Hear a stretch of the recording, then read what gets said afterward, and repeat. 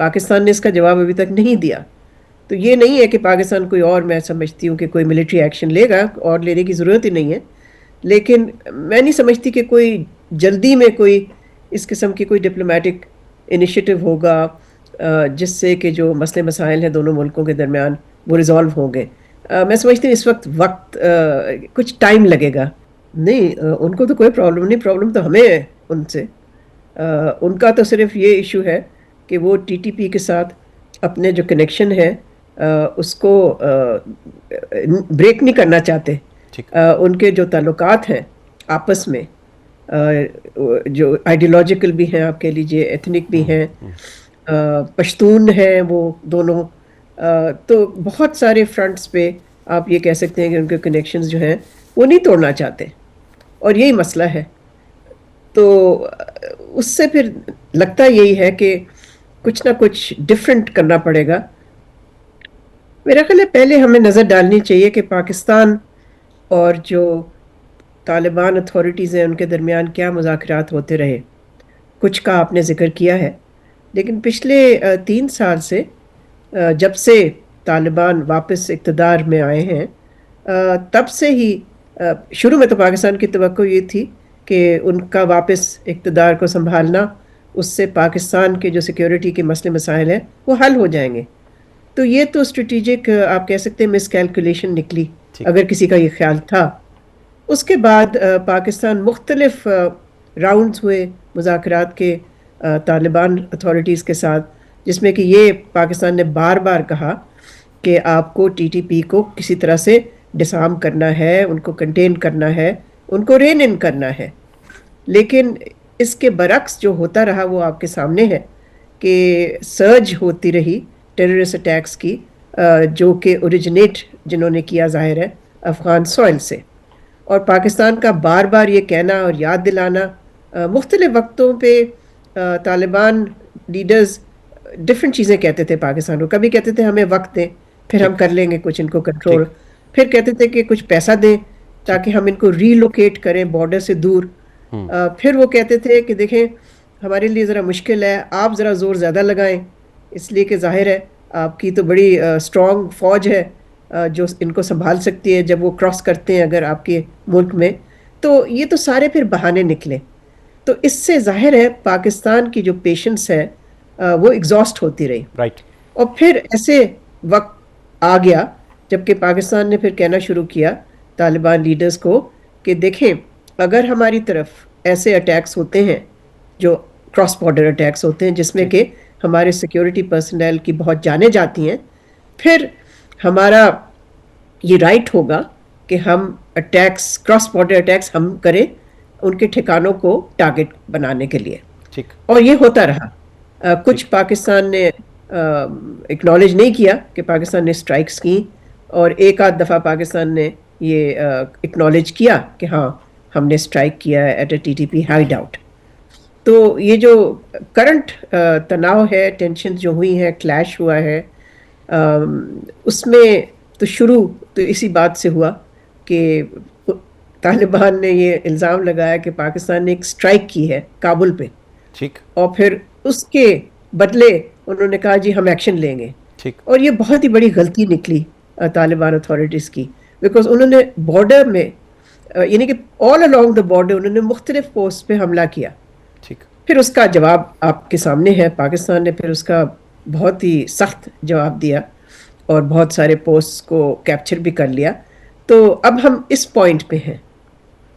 ٹھیک، تو ڈاکٹر صاحبہ اس کا پھر آنے والے دنوں میں کیا آؤٹ کم آپ دیکھتے ہیں سعودی عربیہ کی اور قطر کی انٹرونشن کے بعد؟ ایک تو مجھے اس پہ پلیز گائیڈ کیجئے، باقی ضمناً اور بھی بہت ساری چیزیں اس کو میں مزید بھی آپ سے پوچھتا ہوں. دیکھیں مشکل ہے ابھی کہنا کہ کوئی اس وقت تو سارا فوکس آپ کو پتہ ہے ان ملکوں نے اسٹیٹمنٹ ضرور دے دی، سعودیز نے یا قطر نے، لیکن اس وقت سارا فوکس غازہ پہ ہے. کل آپ کو معلوم ہے وہاں پر ایک بہت ہی بڑی پیس کانفرنس ہو رہی ہے ایجپٹ میں، اور کل ہی یہ تبادلہ ہوگا ہاسٹیجز کا اور فلسطینی جو پرزنرز ہیں. تو پہلے تو ہمیں یہ بھی سامنے رکھنا چاہیے کہ سارا فوکس ادھر نہیں ہے. تو جہاں تک طالبان کا تعلق ہے، میں سمجھتی ہوں یہ جو ٹینشنز ہیں دونوں ملکوں کے درمیان یہ کچھ عرصے رہیں گی. طالبان نے تو خیر اناؤنس کر دیا کہ وہ جنگ بندی کا، پاکستان نے اس کا جواب ابھی تک نہیں دیا. تو یہ نہیں ہے کہ پاکستان کوئی اور، میں سمجھتی ہوں کہ کوئی ملٹری ایکشن لے گا، اور لینے کی ضرورت ہی نہیں ہے. لیکن میں نہیں سمجھتی کہ کوئی جلدی میں کوئی اس قسم کی کوئی ڈپلومیٹک انیشیٹو ہوگا جس سے کہ جو مسئلے مسائل ہیں دونوں ملکوں کے درمیان وہ ریزالو ہوں گے. میں سمجھتی ہوں اس وقت کچھ ٹائم لگے گا، فوراً میں نہیں دیکھتی کچھ ہوتا ہوا. اچھا ڈاکٹر صاحبہ، پھر اس کا آنے والے دنوں میں اگر ہم منظر کشی کرنے کے لیے آپ سے گائیڈ لائن لیں تو آپ پھر یہ سمجھتی ہیں کہ وہ یہاں چھپ کر وار کرنے کے لیے دنیا بھر کے جو بھی مخالف پاکستان قوتیں ہیں ان سے فنڈنگ لے کر یہاں آتے ہیں اور چھپ کر وار کرتے ہیں. پاکستان پھر کیا کرے گا؟ کیا آپشنز اس کے پاس بچتی ہیں؟ پھر یہ حساس ان کی انسٹالیشنز پر جا کر یا جہاں بھی وہاں ان کی پناہ گاہیں ہیں ایئر سٹرائکس کرے گا؟ پھر جو الزام کابل نے پہلے بھی پاکستان پر لگایا وہی پھر آپ کو ریپلیکا دوبارہ سے نظر آئے گا، یا آپ سمجھتے ہیں کہ کوئی اور بھی ہو سکتا ہے، اس میں مزید بھی کوئی امکان ہے جو میں آپ سے سمجھنا چاہ رہا ہوں بیسیکلی؟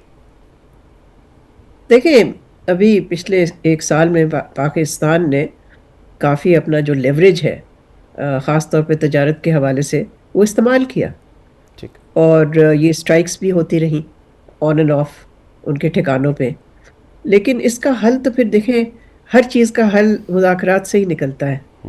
تو اب دیکھنا یہ ہے کہ جس طرح سے آپ نے بھی ذکر کیا شروع میں کہ آیا کوئی خطے وار ریجنل اسٹریٹجی بن سکتی ہے جس میں کہ یہ سارے ممالک جو ہیں جو افیکٹڈ ہیں، دیکھیں نا چین بھی افیکٹڈ ہے، ETIM وہاں پر پناہ لیتی ہے، ایران بھی روس افیکٹڈ ہے، ایران افیکٹڈ ہے جس کا آپ نے ذکر کیا. جی تو بہت سارے ملک، سینٹرل ایشین ریپبلکس بھی افیکٹڈ ہیں.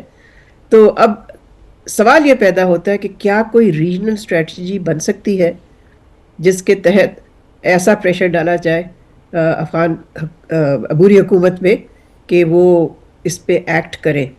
لیکن یہ پہلے بھی اس طرح کا پریشر آن اینڈ آف تو ڈالا گیا ہے، مگر لگتا یہ ہے کہ وہ فی الحال تو کسی کے سننے کو تیار ہی نہیں ہے. اچھا تو کمبینیشن میرا خیال ہے اسٹک، جس کو کہتے ہیں نا انگریزی میں کیرٹ اینڈ اسٹک پالیسی. اب آپ کہتے ہیں کہ آپشنز کیا ہیں، دیکھیں پاکستان کے پاس تو پھر یہی آپشن ہے نا، کیرٹ اینڈ اسٹک پالیسی اور ساتھ ساتھ ایک ریجنل اسٹریٹجی.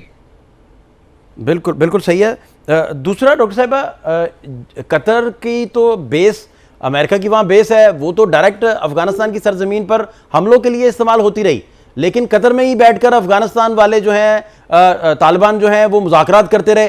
ایگزیکٹلی پاکستان سے انہیں پرابلم کیا ہے؟ یہاں تو مولانا فضل الرحمان صاحب تک جو مذہبی رہنما بھی ہیں، سیاسی رہنما بھی ہیں، وہ بھی پیغامات لے کر گئے، بہت ساری ڈپلومیسیز کرنے کی بھی کوشش کی گئی، اور مطالبہ پاکستان کا صرف ایک تھا کہ TTP جو ہے اس کو آپ سرنڈر کروائیے، پاکستان کے خلاف استعمال نہ وہ ہو، اور یہ ایک ہی نقطہ تھا جس پر ڈسکشن ہوتا رہا. تو کیا وجہ ہے پاکستان سے ایگزیکٹلی پرابلم انہیں کیا ہے؟ نہیں، ان کو تو کوئی پرابلم نہیں، پرابلم تو ہمیں ہے ان سے. ان کا تو صرف یہ ایشو ہے کہ وہ TTP کے ساتھ اپنے جو کنیکشن ہے اس کو بریک نہیں کرنا چاہتے. ان کے جو تعلقات ہیں آپس میں، جو آئیڈیولوجیکل بھی ہیں، آپ کہہ لیجئے ایتھنک بھی ہیں، پشتون ہیں وہ دونوں، تو بہت سارے فرنٹس پہ آپ یہ کہہ سکتے ہیں کہ ان کے کنیکشنز جو ہیں وہ نہیں توڑنا چاہتے، اور یہی مسئلہ ہے. تو اس سے پھر لگتا یہی ہے کہ کچھ نہ کچھ ڈفرینٹ کرنا پڑے گا جس سے کہ ان کو احساس ہو کہ اگر وہ اس طرح سے چلتے رہے تو بہت کچھ اور بھی پھر پاکستان کر سکتا ہے. جیسے میں نے کہا، یہ افغانستان ایک لینڈ لاک ملک ہے، ویسے تو پاکستان نہیں چاہے گا کہ بریک ڈاؤن ہو جائے تعلقات میں، وہ بھی پاکستان کے انٹرسٹ اور مفاد میں نہیں ہے، اور نہ ہی افغانستان کے مفاد میں ہے. لیکن لیوریج تو ہے نا پاکستان کے پاس، تو پھر ٹریڈ پہ لیوریج استعمال کرنا، سٹرائکس اور کرنا، اور دیکھیں نا بہت حد تک پاکستان نے جو مدد کی سفارتی فرنٹ پہ طالبان کی، وہ بھی آپ کے سامنے ہے، امداد لینے کے لیے، ہیومینیٹیرین اسسٹنس کے لیے، وہ ساری چیزیں پھر ظاہر ہے پاکستان لمٹ کرے گا پھر اپنی جو تعاون ہے طالبان کے ساتھ. میم آخری بات جو مجھے سمجھنا ہے، وہ جیسے آپ ابھی اشارہ بھی اس کا بتا رہی تھی، بڑا واضح آپ نے بتایا، پشتون نیشنلزم اور مذہبی کارڈ، ان دونوں کے درمیان وہ پالیسی ان کی جو ہے وہ چل رہی ہے بیسیکلی. تو آپ سمجھتے ہیں کہ کوئی سیاسی اس کا حل بھی ہو سکتا ہے ان دونوں فیکٹرز کے علاوہ؟ دیکھیں فی الحال تو میرا خیال ہے کیا کوئی چیز پاکستان نے ایسی نہیں کی جو کہ وہ کر سکتا تھا. ہم نے کوشش کی ان کو آمادہ کرنے کی، کوشش کی ان پہ پریشر ڈالنے کی، کوشش کی کہ تجارت پہ ریسٹرکشنز لگا دی جائیں. جیسے میں نے پہلے بھی عرض کیا بہت ساری چیزیں ہم نے کوشش کی کرنے پچھلے 1-1.5 سال میں. ایک جس کو میں نے لکھا بھی اس کے بارے میں، ایک کوئرسو پالیسی بھی اختیار کی، یعنی کہ ایک سخت پالیسی، ہارڈ لائن. اس سے بھی کوئی نتیجہ نہیں نکلا. تو اب جیسے میں نے کہا کہ پھر یہی ایک راستہ رہ جاتا ہے کہ یہ کیرٹ اینڈ اسٹک پالیسی کے ساتھ بہت ایک شکریہ ریجنل